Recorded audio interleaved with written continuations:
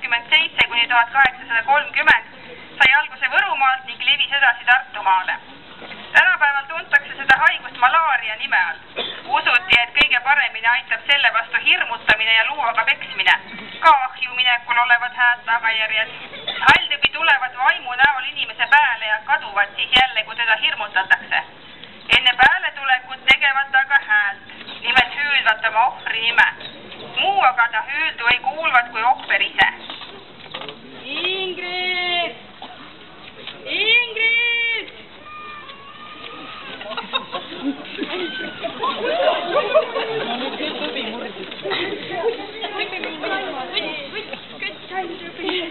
Ma tulen 2 päeva pärast tagasi! Aadrilaskmine oli laiaulatuslikult kasutusel 19. sajandil. Enamasti olid aadrilaskjateks vaesel elujärjel olevad mehed ja naised, kes kutsumise peale kohale tulid. Aadrilaskmisel jälgiti hoolikalt kuufaase, et protseduur ikka õigel ajal ja päeval saaks tehtud. Kasutati aadrilaskmist nii ravi kui profülaktika eesmärgil, kuna verevahetus pidi head tegema. Armuline proua, kohe leevendame teie saadanast saadetud vaevusi. Juba 3. päev ei saa voodist üles, aina lumistab. Selle ma nimetan köhaks, tuleb kohe aadrit lasta. Saadan haigust. Ega riitit on? Ma nägin ka. Näeme täitad. Juba ei ole. Juba tuleb.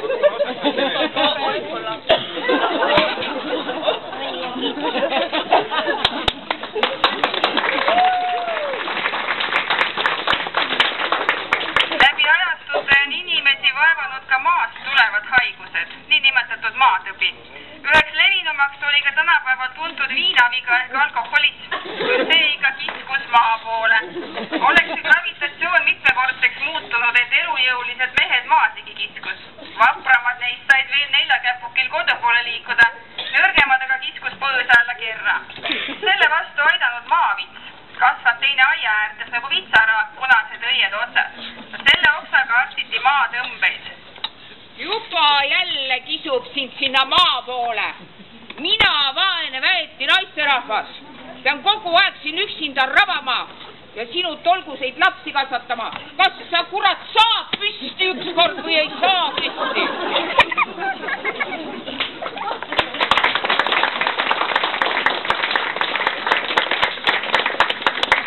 Eesti aja alguses polnud sünnitajal muud abi võtta kui külatohter, kelleks oli tihtipeale küla kõige vanem ja kogenud naisterahvas.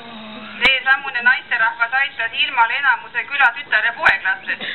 Kui sünnitajal sünnitusvalud ikka väga suured olid, siis värise ja lille teed tehtud ja seda sisse antud. See vaigistanud valusid.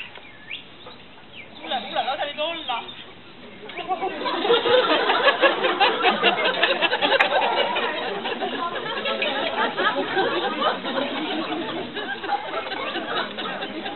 Olla, vaisake.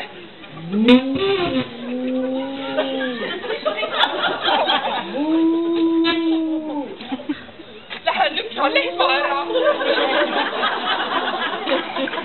Seda mõningat selgust, miks lapsed enamasti laudas sündisid.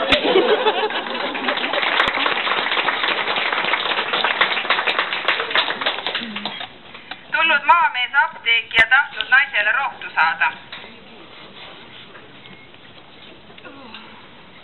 Apteeki härra, mul leik juba 3 päeva pikali maas, tuli kuum üleni. Oskad sa midagi anda või aidata?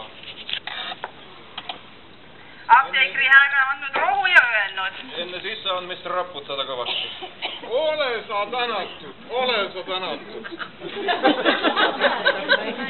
Kuule, Riideke, ma sain rohtu.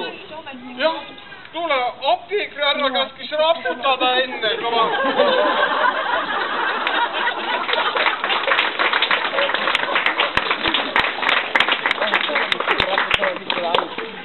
Nõukogude aja alguses ei olnud naistel hügieenitarbeid kusagilt võtta. kohalik sovhoosi tõpratohter olnud siis kõrgelt hinnatud. Tema käest ikka saanud hea ja parema eest rulli marlit ja vatti. Ei ole äge. Mida vaja? Valget, seda valget vatti oleks vaja. Üht-teist ikka leiame. Jumal tänan.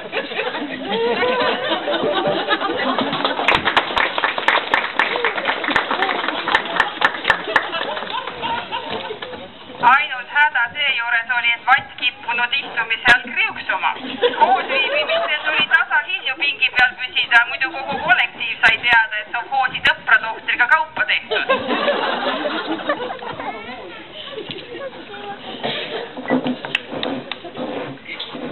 Eesti taasiseseisvumise alguses oli ravimite defitsiit suur ja alternatiivsed ravimeetodid olid vägagi populaarsed. Üheks laialt levinumaks oli vanarahva tarkused, et koduaias kasvav aitab valu ja põletike vastu, kuid mis alati teps mitte õigesti kasutust leidnud. Mis teil on siin nüüd siis? Mis see on nüüd siis? Ma ei tea, no vaata naabrinaine soovitas panna üldse hääd atsa pääle, siis ma sinna panin sealt koduaia peenra pealt, võtsin seda kapsalehte natukese pidi aitama. Kapsas.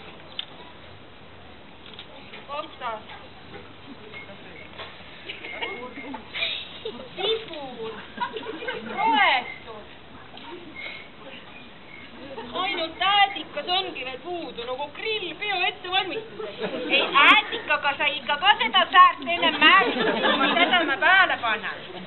Proua, praegu on nüüd nii, et kapsast ja tibulast tehke omale salatit, see jalg vajaks hoopis õhuvaiki.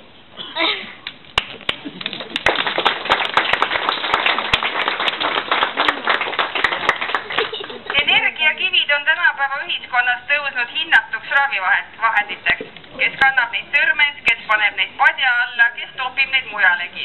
Kivid avavad nii uksed kui tsakrad, kiirendavad ja hõlbustavad paranemist.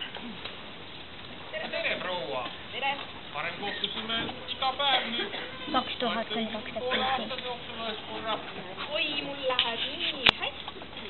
Mul avasid tšakrad ja nüüd mul on kõik kenasti siin olemas ja südame vastu on. No see kivi ja see kivi on mul neerude vastu natuke suur ja see on lausa ajuhaiguse vastu.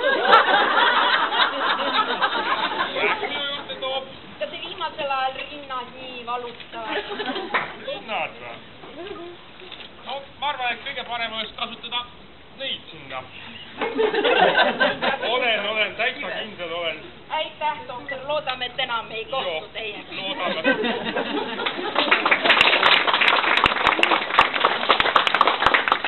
Tänapäeval usutakse, et kallistamises peitub jõud.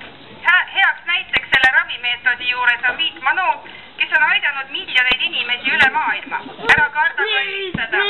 Emba ümber olevaid inimesi ja ka rõõmu tunnetad inimese energiat, see tervendavad. Parasitaarsete haigustega jõuda hiljem. Hug yourself, everybody! I love you, Sylvia! I love you all girls! Please hug your neighbor! Please, please hug your friend, wife! I love you, Sylvia! Let out the pain!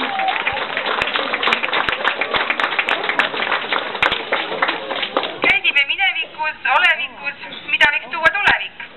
Meie raviteenused arenevad päevast päeva. Juba me kasutame Skype-arste. Ravimite kättesaamiseks tuleb vaid ID-kaarti ja pangakaarti näidata. Iga patsiendi kohta on olemas digilugu ja nii edasi. Peatselt jõuame ajastusse, mil inimese raviks võib piisata vaid raadiolainete või wifi olemasolu.